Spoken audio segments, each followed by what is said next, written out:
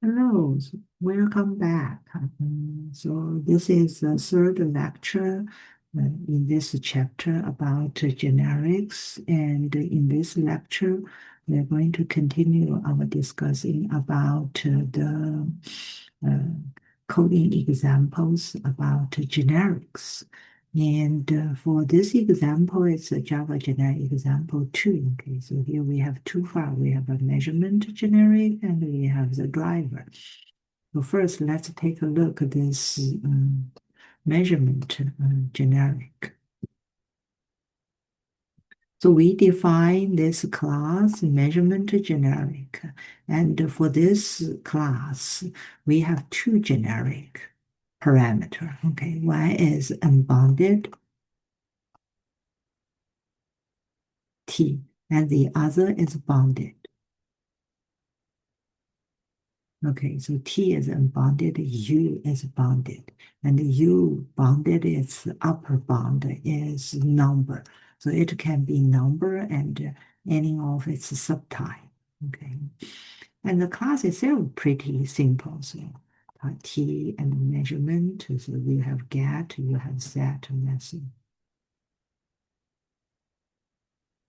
And set method pretty to string. Okay, it's pretty straightforward.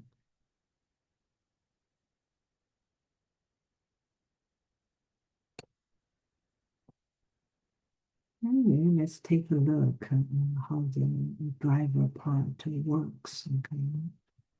So what we do is we have the first instance, the type for the measurement generic is T, the bounded, the unbounded is string, and the bounded one, U, is integer. And integer is a subtype of number. So that's fine. Okay, so that's fine. And then you can do this new generic and create an instance. And then you set. So this is number 100. Okay. And we don't need to do new integer. So it's auto boxing itself will go ahead and do that. And for the second, it's a string. Okay, well, and then you output. Okay, so this is the first instance. And for the second instance, the first, the unbounded type T is a Boolean. Okay, for the bounded, we continue to use integer. So this is bounded U. Okay, so integer is the subclass of number. So this is fine. Okay, and then you just assign value for the two instance variable. So you call the respective set method. And then what next we did is for the third instance of measurement generic, the first generic type is string. Okay, the second is float and similar. That's for U, is it? And it's bounded one. Okay, so float we know is a subclass of number. So this is good also. Okay, then you create an object and then you can directly assign 9.99 to this third instance variable, and then we output this instance. And what next? Let's take a look. First, about we have a method defined. So this method is to check if an array is arranged in ascending order. Okay, a return type is Boolean, and it's a class method. Let's take a look at this part. Okay, so this is bounded generic type. Okay, and so T extends the comparable. Okay, so T must implements a comparable interface.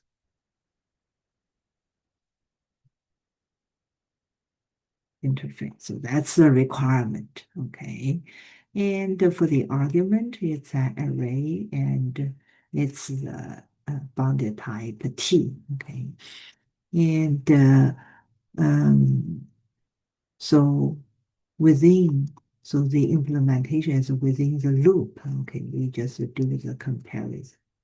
So call the comparables compare to method. So that's why, okay, because we want to do the comparison, okay, so T must implements the comparable interface so that the compare to method can be used here.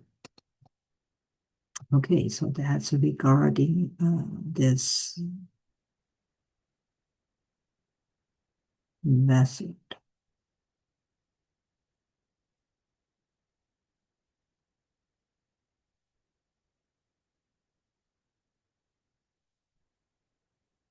And over here, we use the compare to because this is more general, because if you want to use a comparison operator, that only apply to primitive numbers.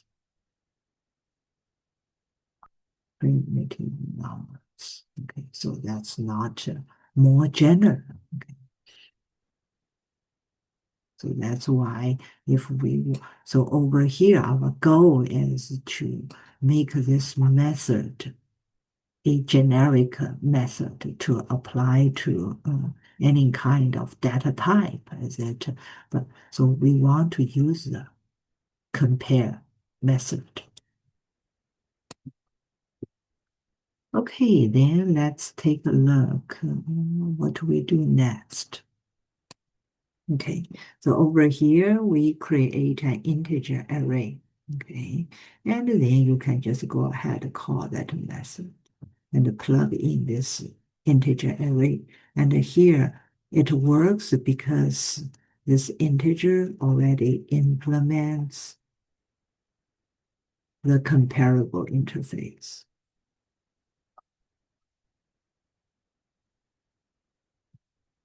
So that's why here you can plug it in, okay? And what next? We create a string array, okay? Why we can do that? It's a similar concept because string class also implements a comparable interface, so you can go ahead to plug it in. Okay? And we also run this example, and here is the output. And we can also take a quick look of the output. So the output, yeah, you see, the output to the respective information is it. So for the second, if you recall the first three instances, it's all about the measure, the measurement generic class instance. Okay, so that's the integer has non-integer and floating. Okay, so all belongs to a number.